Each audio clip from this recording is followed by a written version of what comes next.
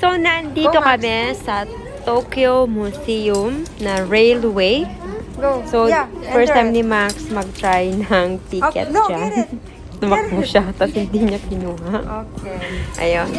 So, hindi talaga allowed mag-video dito para hindi naman tayo nakaka-distract sa mga pumupunta. So, it's just a quick vlog at konting pasilip sa railway na to.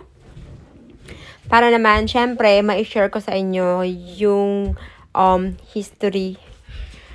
Bale, itong mga train na to, yung first subway na nagawa ng Japan dito sa Ueno is started 1927. Yan, 'di ba? Grabe, as in, sobrang nakaka-amaze naman talaga. At pati yung mga anak ko, sobrang natutuwa sila.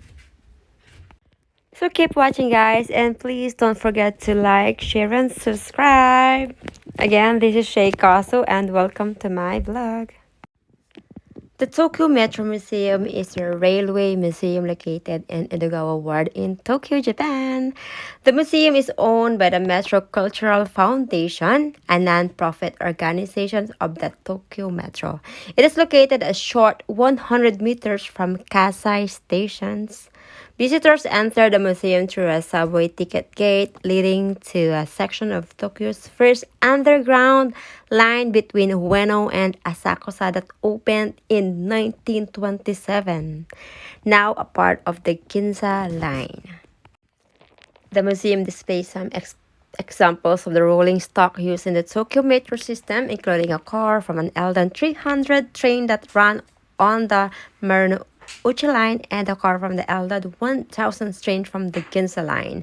The museum includes 7 main exhibit spaces explaining the history and constructions of the metro system, the passenger services in the system, metro system safety, and descriptions of subways found around the world. Driving simulators are also available from the visitors to try. So, upon entry through a subway automatic ticket gate, visitors are presented with an exhibited on the relationship between the city and the subway over the years and reconstructions of the Ueno stations, the first subway stations on the line. So, it appears in 1927. Next are more technical exhibits focusing on the constructions of the subway tunnels and safety of the lines. So, with the details about the anti-flood system and an explanation on the traffic control and power control centers and the working of the disaster prevention center.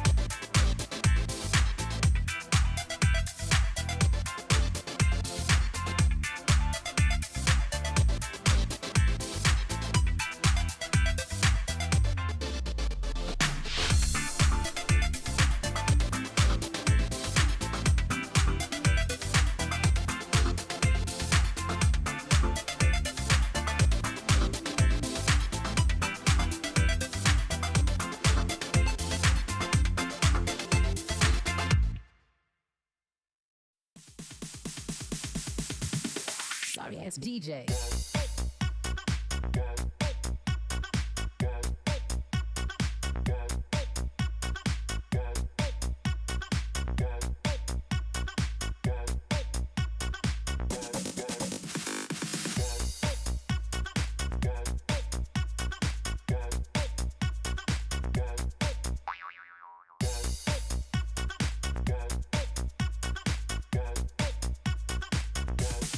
You can get some.